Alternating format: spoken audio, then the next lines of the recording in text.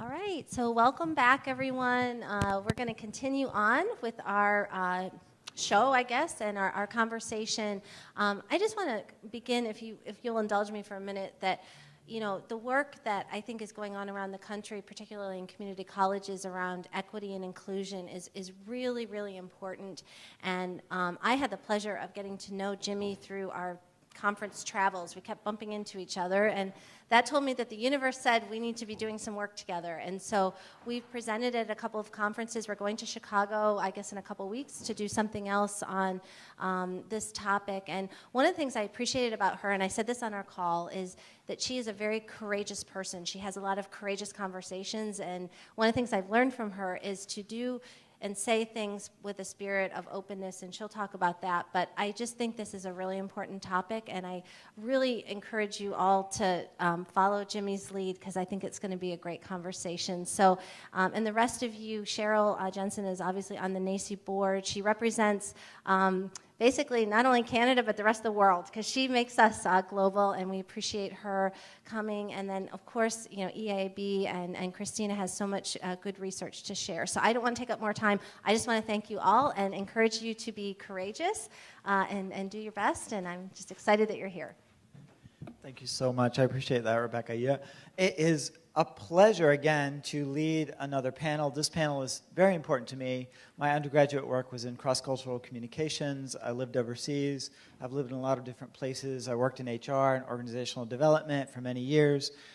Worked with these types of issues relative to how you build organizations and address these systematically. So it's exciting to talk about this in relationship to entrepreneurship education and rolling entrepreneurship education out in a way that has diversity and inclusion as part of it.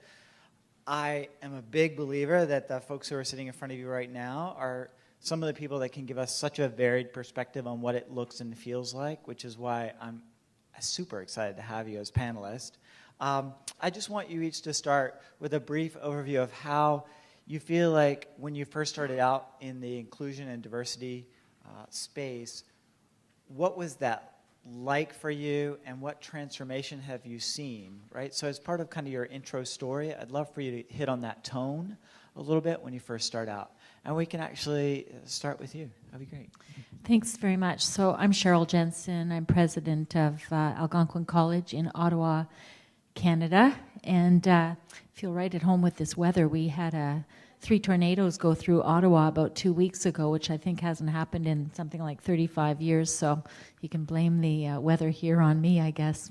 I started a long time ago in the college sector. I started in 1983 as a professor in chemical technology, and my first assignment was teaching 30 Libyan men upgrading physics and chemistry, and to me, that was the start of something brand new for me. I had never been in that situation, came from a white Caucasian background, and it developed my love for international education. Absolutely, I taught these students pretty much exclusively for 9 months and got to know their culture and their hopes and dreams, really. And so always worked in colleges that had a large, diverse population of, I would say, first of all, international backgrounds. Both colleges I worked at, Mohawk and Hamilton and Algonquin and Ottawa, had students from over 100 countries in the world. But I taught in an area that was very not diverse at all in terms of gender. I was the only female faculty member in physical sciences that was full-time for 13 years of my career. Some part-time women came and went. I was the first dean of technology in certainly most of the college sector in Ontario, followed by some quickly afterwards, and I'm the first female president at Algonquin. And so I take this diversity issue very, very seriously. I don't proclaim it all the time, but I know that that young women everywhere are watching me, and I take that responsibility very seriously. The other issue of diversity that I hope we can spend some time on today is our Aboriginal population in Canada. It's the largest growing youth population in Canada. And it is a population with huge issues in terms of poverty, drug abuse, alcohol abuse, and not having their participation rates in post-secondary education where they need to be. And so I hope we can talk about that a little bit more today. Thank you so much. I appreciate that, Cheryl. And now, Christine, we've chatted quite a bit. We had a nice theoretical discussion last night over drinks. That's the best time to talk about theory, right? No one wants to do it when you're defending your dissertation. So it was really exciting to chat with you, and I want to hear your sort of intro into this space. Okay, so I think that my path was a little bit more untraditional, to say the least. So when I was 17, I actually got married, and my husband joined the military, and we ended up over in Belgium. While I was there, I started working for University of Maryland University College, and for the next decade of my career, I served military students. So I never really saw it as serving a diverse, certainly they were a diverse student population, but I didn't see them as disadvantaged or struggling, because within, when we're in the weeds, you don't necessarily see it from that perspective. After we came back to the United States, I ultimately ended up working at Northern Virginia Community College, and I think that that was the first point at which I really saw myself as playing a role in diversity and inclusion. Again, I saw myself as an advocate, and later when I did my dissertation work, I converted that word slightly to an ally, and so it's really about trying to provide that information and that support to students to make sure that we can help them to get across the finish line. So I think that that's been my introduction, and across time, what I've observed is there's more conversation around this where, if we look back 15, 20 years ago, it seemed more like it was a hidden issue and people didn't really talk about disadvantages across different student populations. And over the last few years, we're identifying microgroups that really need a lot of support in order to make sure that they can be successful. Great. And Jimmy, you and I have chatted a couple of times on a couple of different issues. Hope we'll be able to work more on my research. Guys, I'm working on my dissertation, so if my mind just all of a sudden switches into entrepreneurial self-efficacy discussion, it's just because it's flooded my synaptic pathways. Apologies for that. But I'd love to hear from you, Jimmy, just the way you've seen your career progress and how inclusion and diversity has really affected that or been a component of it. We'll put it that way. Hi, I'm Jimmy Choi from Arizona State University. Just to preface this a little bit, I lead our entrepreneurship and innovation programs at ASU, which is a set of student-facing, faculty-facing, and community-facing programs. And I joined ASU in November of 2015. Certainly, before I was at ASU, I had a career at New York University, Columbia University, United Nations.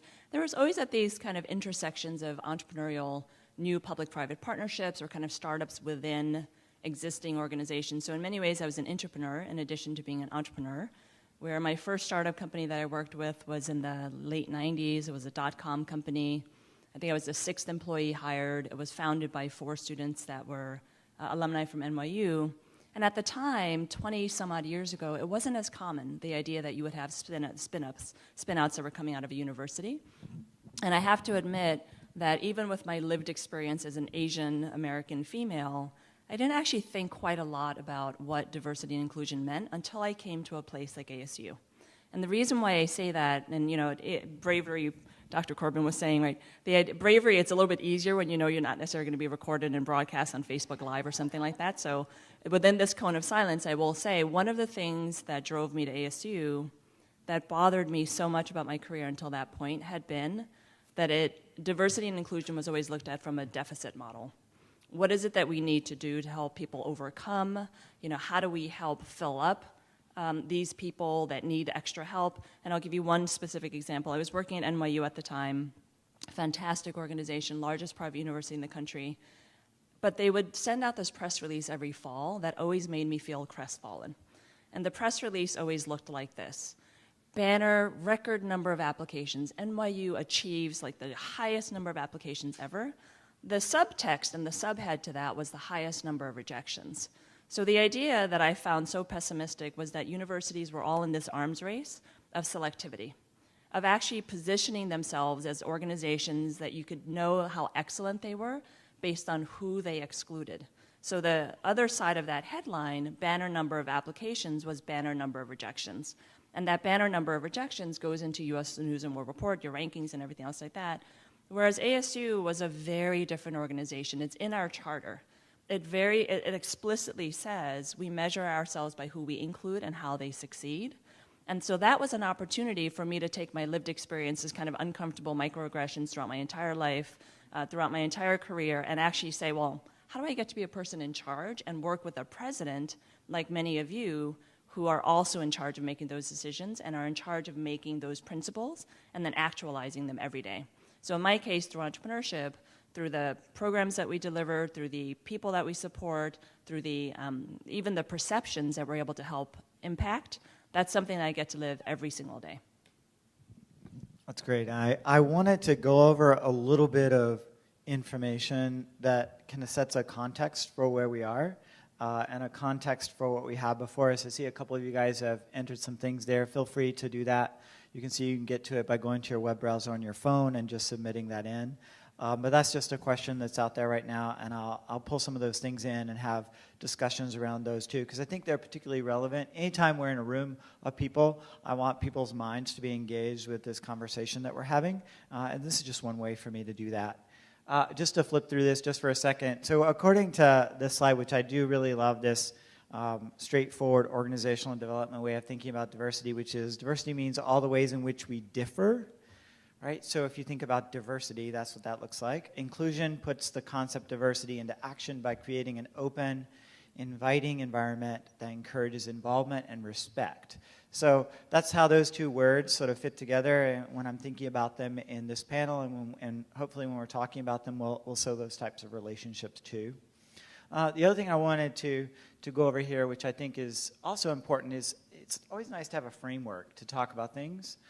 And that framework, whenever you're discussing this particular issue here, is you're talking about the work of, I don't know where my slides went. My slides disappeared. Okay, there we go. So when you're talking about this, we're talking about principles, things like domains, short-term outcomes, and people. So this is a cycle when we're looking at these components. And I think as we discover the parts and pieces of this through our discussion here, we'll be able to talk about the ways that inclusion and diversity can really contribute to something in particular. And I'd like to start this conversation by digging into when we talk about domains of impact or domains of impact relative to these three words that we've been talking about so far, which is equity, diversity, and inclusion. So if you talk about equity, you mean something. If you talk about diversity, you mean something. And if you talk about inclusion, you mean something. We tend to think of them as one thing, but they're not, in fact, right? So I'd love to hear ways that you kind of split those things apart to make them part of the entrepreneurial conversation that you're having on your campus.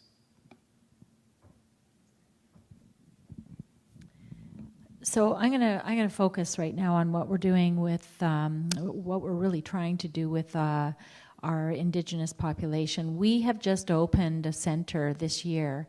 We call it the DARE District. It's kind of cool. I like it. It stands for Discovery, Applied Research, and Entrepreneurship, but it also sets a connotation of where we're going as a college at Algonquin, that we dare to be different. You know, we can play around with that quite a bit. And one of the things that we are daring to do is to focus differently on our Aboriginal population, and it really speaks to what I just heard, which is very often you hear that we need to help our Indigenous population, we need to fix them, we need to make them whole. And if you're not familiar with the absolutely horrible way that Canada has treated our Aboriginal population in the past, I'll just give you a couple of stats I think that for me were eye-opening and absolutely made me feel ashamed. And this was not that long ago. The federal government, started working on something called the Truth and Reconciliation Report, and that was to find the truth in what was happening during my lifetime with our Aboriginal population, and how do we reconcile that, and that we can't really get to the reconciliation until we all know what the truth is. There was none of this in our history books when I was going to school. I went to a display of the residential schools, and I'll talk about those in a minute, and this is where I think in good intention, with good intent, children were taken away from their parents from Aboriginal communities and sent away to school to teach the students the white way, the domestic way. And you know, when you hear people talk about, can you imagine in your own community if all the children were taken out on trains, the quiet that would be in these communities, and picture then not teaching those young people their language and what that does to civilization. Well, that's what we were doing. And I went to a display and they showed little things that the children could have taken with them, and maybe one or two things, maybe their moccasins and a hairbrush. And what struck me was the suitcase that these little things were being displayed in. I had that suitcase as a little girl. So these were things that were happening as I was growing up and had no idea that they were happening. And so this led to all kinds of issues with abuse. If you can imagine sending your own kids to a school where 1 out of 5 children died in school. I mean, we wouldn't accept that if one child died at our kids' school, I don't think. So when we were building our DARE district, we decided to focus on Indigenous entrepreneurship. And what that meant was, how can we teach Indigenous people about entrepreneurship? We believe that they were the original entrepreneurs and that they were living in their own communities with their own electrical grid and their own businesses, and how can we learn what that meant? And so instead of, as I said, instead of us figuring out how to do it, we hired an executive director of Truth and Reconciliation, and it's a young Aboriginal man who's helping us through this. And what we're learning is that the Aboriginal way of consensus building is not a bad way to run your college, and so we're changing the way that we hold meetings to have more of an Aboriginal focus and a circle and involving those discussions. And the thirst for this out of our, when we talked earlier about negative vibes from doing something different, this was embraced by our group, so much by our student population that our student association donated $1 million to our DARE district to have Aboriginal artifacts all of the way through the center. So this is something that we're just learning. We're certainly not anywhere near we need to be. It's going to be a long journey, but I would say that that's a difference between inclusion and equity, where we've learned that equity doesn't mean that we teach our Aboriginal youth how to do it. They are teaching us how to do things differently. So I will answer very briefly, so that, and I'm actually going to give it over to, because I think that you have a really great perspective on this. Yeah, that's fine, guys. We're not going, as you saw from the last panel, we don't go down the line per se. So yeah, jump in. Go ahead, Jim. For us, one of the things that I found is that inclusive practices, equitable practices lead to diversity. And it's just as simple as that. The idea being that how do you take everyday decision making, and maybe I'll just give a brief story as an illustration. I was at a national summit last week, and it was a specific focus on inclusion and entrepreneurship, and it was a national program with program directors from all across the universities, all across the country. And one of the things that I found is that even though the conversation was about inclusion and entrepreneurship, there were numbers of panels, there were numbers of things happening, including one, and it was a kickoff of an inclusion panel. And there were 5 program directors that were invited to sit on the stage and talk about their perspective. And no offense, but it turned out to be that there were 5 white male, middle-aged program directors. We need our white male program directors. We need everybody to be at the stage and the table. But what wound up happening is that it set the stage for the rest of the conversation. And it became much more about holding a power and ceding a power as opposed to sharing a power. And equity is much more about fairness in the idea that you have inherent power in your own spheres of domain and influence, whether they're about programs and about people. And then having inclusive practices, even small things such as saying, is this panel representative of the audience that we're speaking to, the allies that we're trying to gain, the programs that we're trying to support? And if the answer is no, then you need to take that step back and say, this practice is not going to lead to diversity. It's actually going to lead to more alienation. Now, on balance as a whole, the rest of it I think worked out well. But there were moments like that, and you could feel that sort of freeze happening in the room. We had HBCUs in the room, we had presidents of HSIs in the room, and there was this little bit of, we're going to be talked at again. as opposed to we're part of that conversation. So for me, equitable practices lead to, inclusive practices lead to diversity. I like that. And I want to give you a moment to just chat about something in particular here when we talk about these things. Christine, when you were doing your work and sort of working in that space of talking about how do you define the truth that needs to be discovered and explored relative to that? I mean, you talked for a few minutes and gave some amazing examples of how indigenous people have a history that we have forgotten. So what is that uncovering process for truth that you've seen happen when you've used different techniques? So what I was going to do is, in true presidential strategy, I was going to answer the question I wanted, which was the one that was posted a moment ago about the difference between equity and equality and the challenge with faculty. That was an internal question that came from here somewhere? Yeah. Okay. Yeah, we can take that one. So Okay. jump on it. All right, I will. So one of the exercises that I used to use in my classroom to be able to tell that story to faculty or to my students, and I think that it applies really well for faculty members, is to have everybody in the room. My class typically had 45 students in it, so you can picture 5 rows, 9 deep of students, and I would have them all pull out a piece of paper, and some of you may have heard of this exercise, so. Bear with me, if you will. One of the things that I would ask them to do is to pull out that piece of paper, wad it up, and then I would put a trash can on my desk, and I would say, okay, anybody who gets a basket on their first try, you get an A.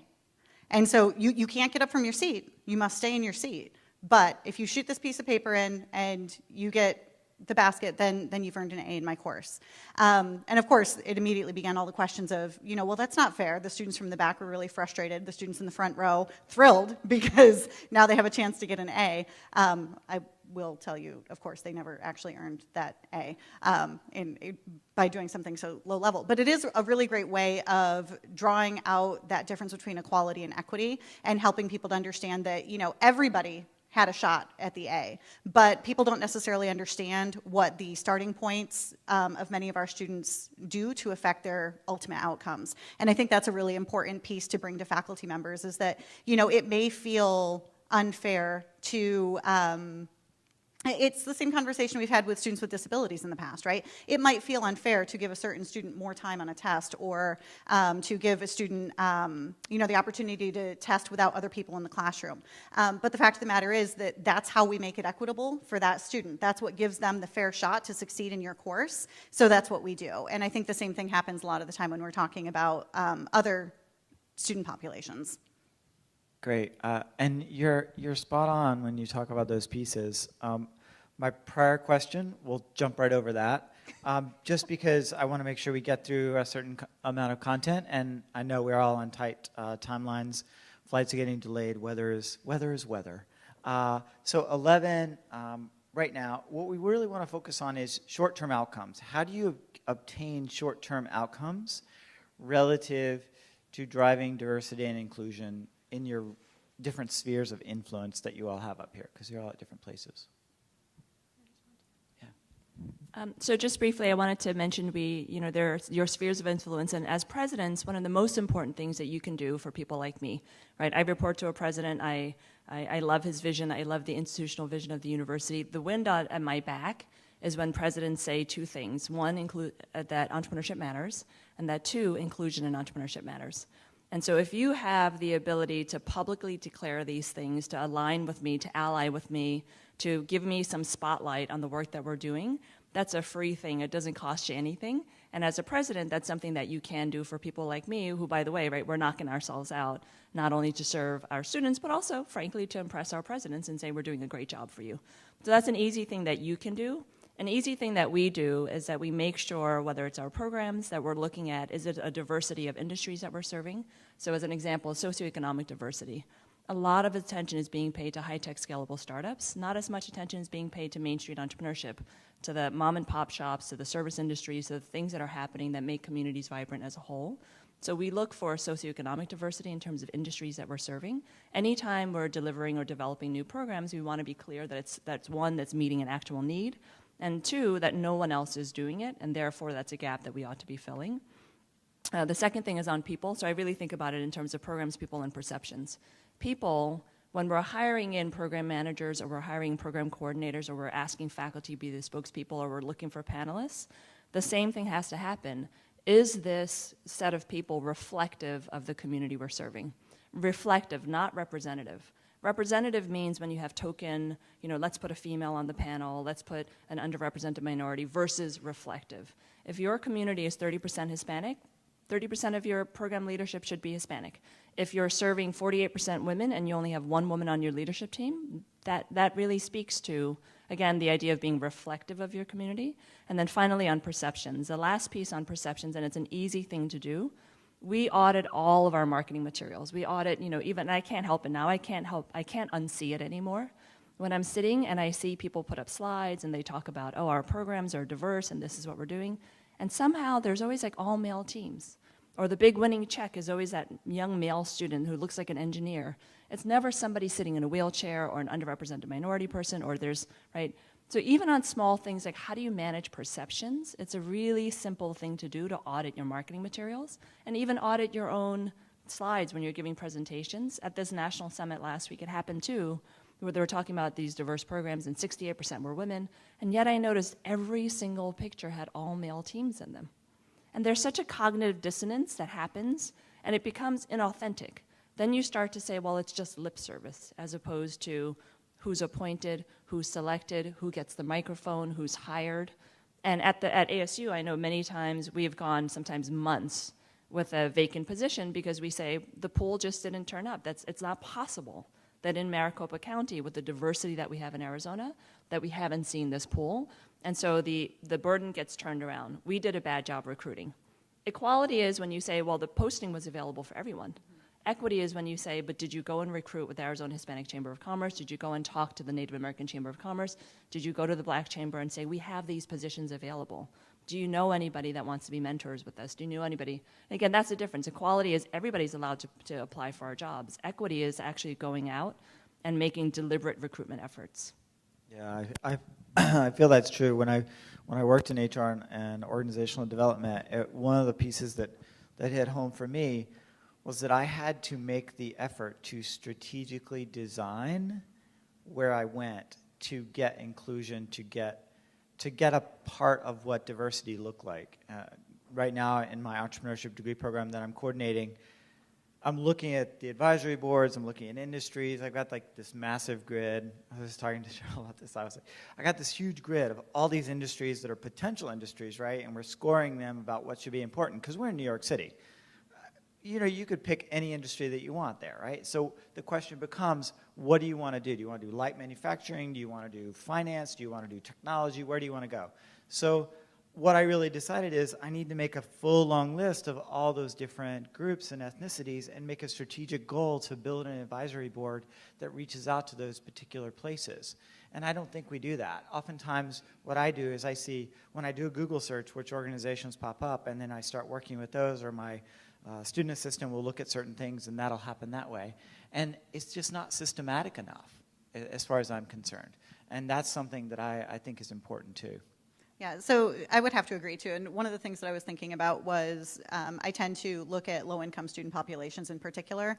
And when I think about the opportunities that we could instill for those students, I think about things like work study. And I was really excited yesterday when we heard, I believe it was with Hawking College, where they have really invested a lot of money into their work study program. And the beauty of that, from my perspective, is that it's giving people real-world skills. So in my college, at Nova, our work studies made about $10 to $11, depending on what the job was. But the value of that was that they were getting tangible skills. So rather than necessarily working in McDonald's or retail, which are great professions as well, but they're not necessarily getting those professional office experiences that they might gain on campus. So I really like that idea of leveraging our work study dollars to try to provide more opportunities to our students, and then also reaching out into our communities to make sure that we are, when we are looking for internship opportunities for traditional aged college students, that some of those internship opportunities are in more diverse and unique organizations, not necessarily going with what's easy, but going with something that reflects our local communities. That's great. I want to jump out into the audience. If there's a question right now relative to what we've covered so far, I'd love to step out and do a quick Phil Donahue moment. Let me know. Don't be shy. Don't be shy. Anyone have any questions about diversity and inclusion, what it's meant to you, if you've had specific challenges that you'd like to propose, or an example that you feel like would drive home what we're talking about? I have a question about connecting with Native American populations. I'm from Oregon, and we have a pretty significant Native population there, but they don't come to our college, and we reach out to them, and at the executive level, we interact a lot.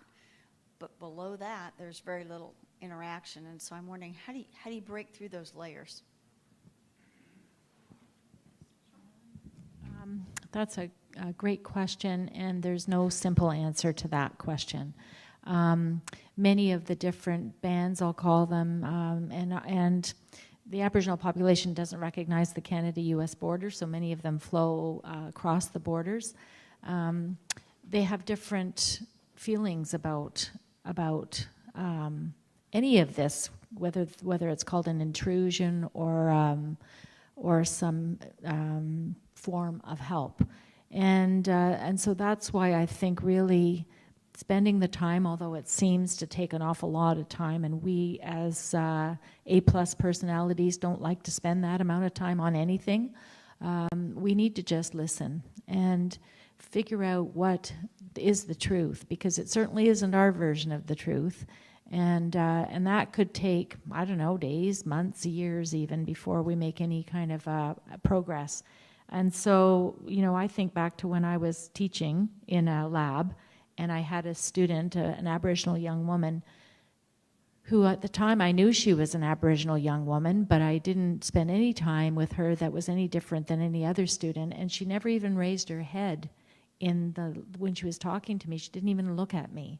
And she was in my class for about 5 weeks and then just disappeared.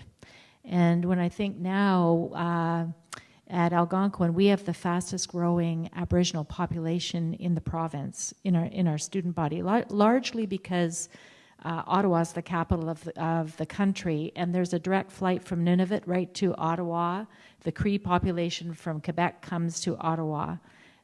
But many of those young people end up homeless because if they don't get what they need from us, they don't want to go back home because they're seen as a failure. So we need to work as a community, as a city, as a group of service providers to see how we can solve this. I say this with all humility. The reason why I hired Ron as my executive director was I told him, I don't know how to do this.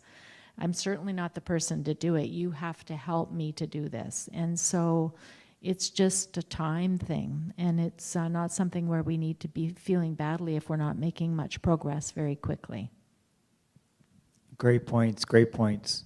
I want to take us now toward the industry side, where business, we're in entrepreneurship, we're in entrepreneurship education. We've talked about creating jobs. We've talked about connecting to industry as a component of how community colleges are working.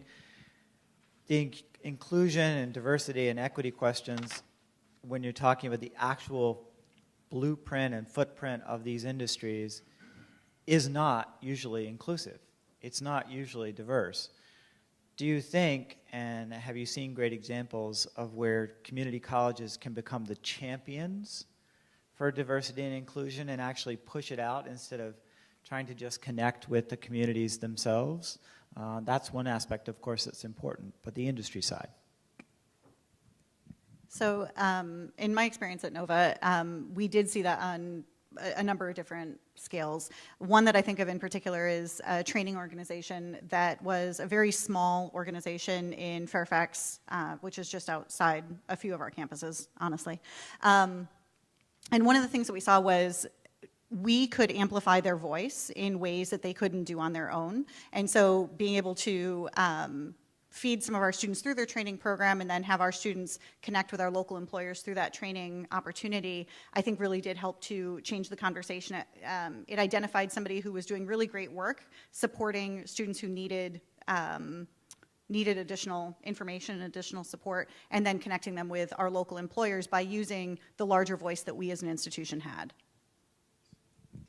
May I add to that? I have to give a shout out to Maricopa Community College District because we have two presidents here from PVCC and South Mountain Community College. What we've seen in Greater Arizona and Greater Phoenix, which is one of the fastest growing, Maricopa is, I think, easily one of the fastest growing counties in the country, is by partnering and having a full spectrum of all of the organizations that are available. Together working with industry, I think, certainly helps. The idea that everything from career and technical education all the way through 4-year, all the way through sponsored research, that full spectrum is of more value than the kind of monotone, monolithic institutions that you would work with in other cases. Let me give you one concrete example.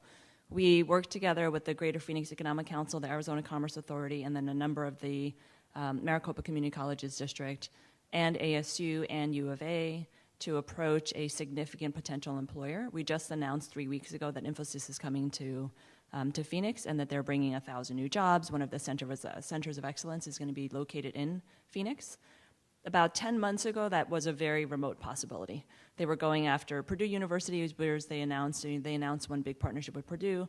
It seemed kind of like, who wants to be in Arizona? It's hot 6 months out of the year. It's not so easy to get to, this and that. But what we did is we were able to bring a full spectrum of support to Infosys and have that conversation in a way that they later said they hadn't received in any other city yet. They hadn't seen that in any other city. So my appeal would be the idea to reach out to all the other universities in your hometowns and be able to say, well, how do we partner? Clearly, ASU alone would not have been appealing enough for Infosys to come and to bring one of their major centers of excellence into Greater Phoenix without that full spectrum of partnership. So it's one of the things I just wanted to mention specifically when it comes to industry. And I want, because we have a 4-year college and a 2-year college on the panel right now, I want you to talk about the differences that you see between inclusion and diversity, between working in a community college environment versus a 4-year college, briefly. I know we're at a community college symposium, but I want to take advantage of Jimmy's mind, right? And of course, part of that too is really to look at ways that we as a group can work with those parts. So Canada and Ontario has a different educational system altogether from what you have in the United States, and it's different in every province, which just adds to the complexity. In Ottawa, there are 2 colleges. Algonquin, we're large, we're English speaking, we've got about 22,000 students. We've got smaller campuses about an hour and 2 hours away. We've got a French speaking college, La Cité, only French speaking, about 6,000 students. We've got 2 big universities. We've got University of Ottawa and Carleton University. So we've done something that we're kind of, you talked about branding earlier. We're calling ourselves Education City. So where else in Canada could you have that combination of educational institutions? So we've all signed an agreement that we will work together on new partnerships in terms of personalized education, bringing new companies into Ottawa. Ottawa is a government town, but it's also a very strong high-tech town. And so high-tech's always looking for new talent. I know that's not the best word, but they are looking for talent. And they don't care if these young people have a college diploma, a college degree, a university degree. Some of them don't even care if they have a credential. They need a certain amount of skills. So we're trying to work together to say, okay, how do we work on our own goals in terms of our own diversity, which we all have, but how do we bring that to the businesses in Ottawa who know that the more diverse their workforce is, the better their outcomes are. And so we're actually starting to get quite a bit of traction. The mayor is talking about Education City, and it's bringing, Amazon just built a new branch in Ottawa, and they're talking about more. So it seems to be working. That's great.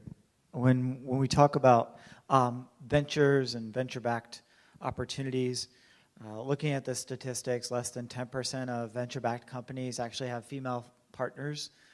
So that's a huge discrepancy between the real world and what's happening in this creation of entrepreneurship.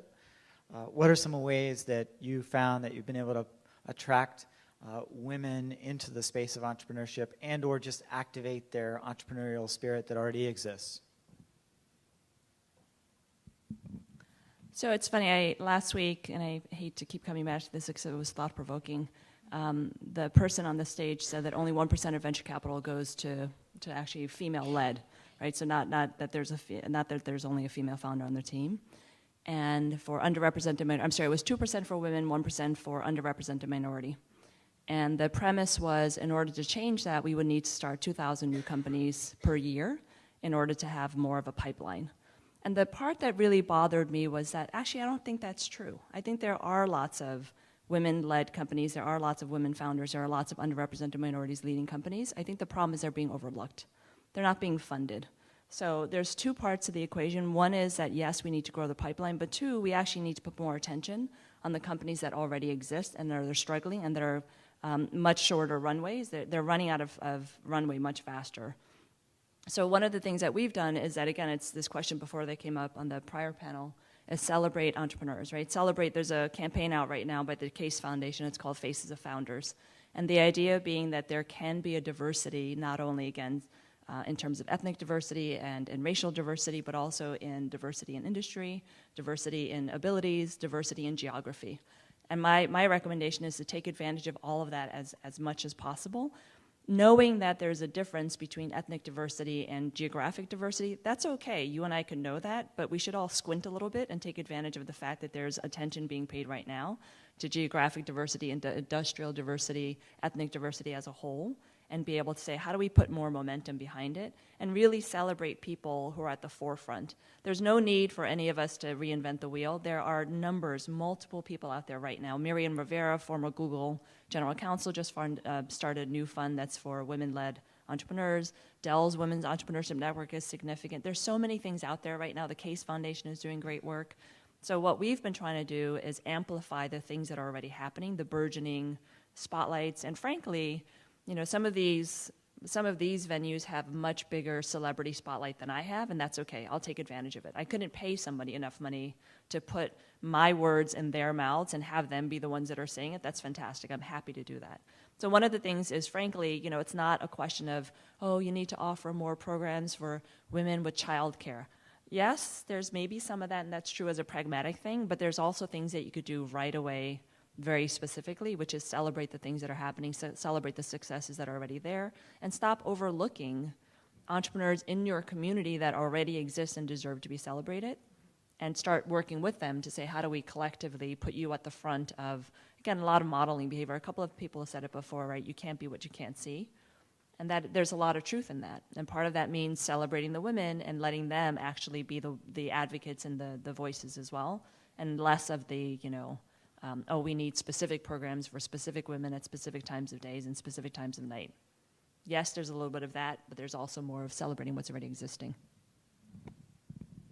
When you look at, and you talked briefly about this, when you look at the funding opportunities and ways to really drive this with various initiatives, what types of organizations might be most helpful in your particular areas as far as connecting community colleges, entrepreneurship, and the other pieces? Yeah, there are foundations, but which ones? Yeah, there might be social venture capital or social entrepreneurship capital or any type of impact funds, things like that. Which ones really stand out for you? So again, being from Virginia and just hearing the comment from one of the VCCS schools yesterday, I really do have to fall on that and say that the state can be a great advocate, and I'll let each of you speak to specific funders. But I keep thinking about the workforce credentials grant that is available in Virginia now, and I was part of the workforce development team at that time that was being launched. And one of the things that we knew immediately was it was going to completely change the kinds of students that were coming in our doors. Historically, we had only had students who could self-pay. There was no kind of financial aid available for workforce credentials, and therefore it was people that were wealthy and oftentimes already college educated that were going to be coming in to train. So when we started the Workforce Credentials Grant, one of the things that we did immediately was we started to think about how these students' experiences might be different, and then also connecting with some of the counseling support that was available on campus to make sure students had were able to have some of the conversations that they needed to have about the different resources that were necessary in order to help them succeed, whether that was childcare or whether it was transportation or another challenge like that. So I think that ends up being a very important part of the conversation, is that it's another push that I make with the College Promise programs as well, that we can't just focus on access. Access is certainly important, but we need to make sure that we're setting our students up to succeed once they come through our doors. And I think that oftentimes that's overlooked in our efforts to have a representative population on campus. But we need to make sure that everybody can succeed, and I think right now we're struggling to do that. So I'll just build on that, a couple of comments. I do think that there are lots of groups locally that, often we look for the big funders and the big founders. We've got I don't know if you know, the Weston Foundation here in the States, but it's big in Canada, who have just given Algonquin a huge award for us to work on the trades and building entrepreneurs in the trades. And so that's been something that's been very beneficial to us. However, at the local level, economic development groups within our cities are really starting to look at us as to how can we build that spirit of entrepreneurship in our students, and how can we build that diversity through that. So they're really paying attention now to what they need to keep these people in their city for city building. That's what community colleges do. So yeah, we need to look at these big donors, but there's also that local flavor that I think we just can't ignore. They're often smaller pieces of the pie, so it takes more work to get them all aligned, but it's an incredibly successful way of doing it. The other, with the underrepresented groups, and it could be our Aboriginal population, it could be those in extreme poverty. And I think it was Johnny up here earlier who said, there's a fear of coming to college. Well, that's more prevalent than we like to think. And it's not even just a fear of going to school, it's going to that big school on the hill. And so I can remember a session I went to down in Hamilton, where I used to work, where the life expectancy of our young people varied by 30 years by postal code. That's how bad the poverty was in some areas. And I asked one young man who looked like he'd been in jail the night before, I said, do you want to finish your high school? He said, yes. Well, come to the college. I don't belong there. So I looked at him, I said, what if we came to you? And he looked at me and said, my mother would be so proud. So we started little schools within those areas to at least get them to the level where they felt confident to go to the college. And I think that's where this issue of inclusion really, when we start walking our words, is when the inclusion issue will start to move the needle on that. I'm so happy you said that, because even before the question about, the Native American communities and they won't come to us, the idea, well, you go to them. And go to them with the idea that if you're invited and you have something to actually offer, as opposed to saying, oh, we just want to make sure that you get involved and you're a group that we think is left out at the moment. In the case of Maricopa County, we have a great example here where the Maricopa County Community Colleges District came together on a U.S. Economic Development Administration grant. And they're the ones that received a grant to create a new makerspace, and it's going to be a huge community resource.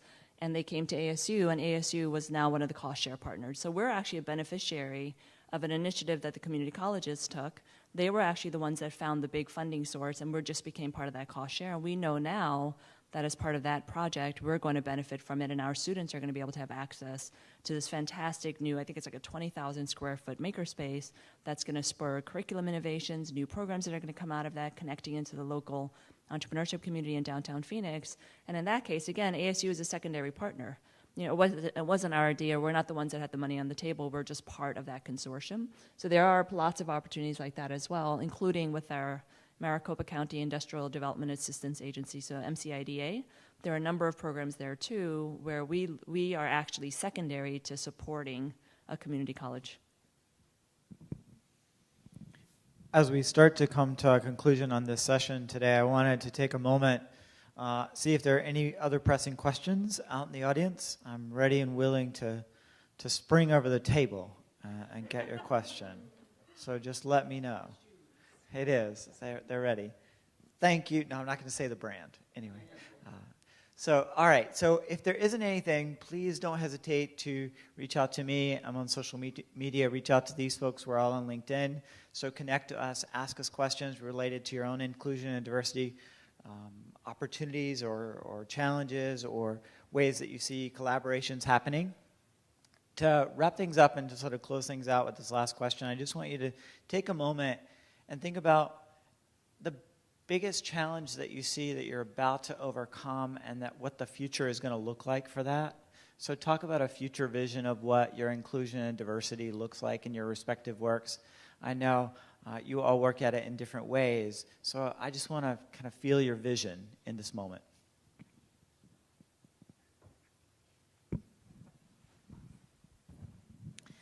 Hopefully in my lifetime, maybe when I'm sitting on my porch in my rocking chair, a time when we don't need centers for inclusion or Aboriginal entrepreneurship, where it's just so ingrained that we don't even need to think about it. I think for me, from the research perspective, I think it's continuing to have these conversations. I'm heartened and excited about hearing some of the innovation that is happening already within the community college space, and I hope to continue seeing that stretch and expand in order to make sure that our students can all succeed. I feel a tremendous sense of urgency. This idea that in everything from the national conversation to the international conversation, that the vigilance can't let up. The idea of having small actions every single day is necessary and important. And that you actually are, again, in positions where you make the decisions and you can have a significant impact with just even 1 or 2 or 3 small decisions that you make, who you invite to a meeting, who you have stand next to you when you're talking about something that's important to your community, whether it's at your community college or in your greater community. And that sense of vigilance, I think, can't let up to the sense of being an advocate and being an ally and being a champion, and knowing that this is not something that's just a women's issue or an underrepresented minority issue. It's a community cohesion issue right now. It's a key to social cohesion. It's a key to social mobility, and I think that has to continue. So I was just saying I feel like I'm on this road show where like every even on a one-on-one basis, it's going to matter. Every one person you can get on board is going to matter. And again, the things that you have spheres of control and influence over, to really use it. Use your websites, use your marketing materials, use your view books, use your college admissions view, like everything. Even if it's not squarely about entrepreneurship, that it actually is reflective of your community. Thank you. Thank you so much. And no pressing questions, right? Because I get to ask one student question because my students are so brilliant, right? And they come up with the best questions. So we're talking to them about diversity and inclusion in this one chapter, and we're talking about diversity and inclusion and entrepreneurship. And they really said, I don't understand why my working with my brother or why my being involved with what he's doing and trying to build in our local communities at the housing authority or whatever in these local places, or even the kids that are on the subway like selling things, those are entrepreneurs. What do we do about those people who already have that spirit? How do I get those people to see the importance of this space? Because they don't belong in it. And so I guess the question from the student really was, how do you make them feel like they belong there? How do you connect them at that really young age? As they were talking about young kids. So for me, I think so much of it is mentorship. This came out really strongly in my research on my dissertation, which, again, slightly different population, but the same concept of low-income adults many times coming from foreign countries to the United States, and now they're trying to be successful in our classrooms, but they don't see anybody that looks like them. They're not able to connect with anyone there. And so I think that it is important, number one, to pull together groups who can support each other. So if we have populations who wouldn't normally be in our programs, when we have some of those students, let's bring them together. Let's have those conversations. Let's hear what their challenges are. inspire them to move forward, and then connect them with business and industry leaders who are willing to spend an hour a week, an hour a month, something to help our students see themselves reflected in where they're trying to go. What she said. And also, one of the important, I've say it quite often, space matters. And you know, if you think of some of the times when we were in school, hallways with classrooms, and you shut the door, nobody really knew what went on in that classroom.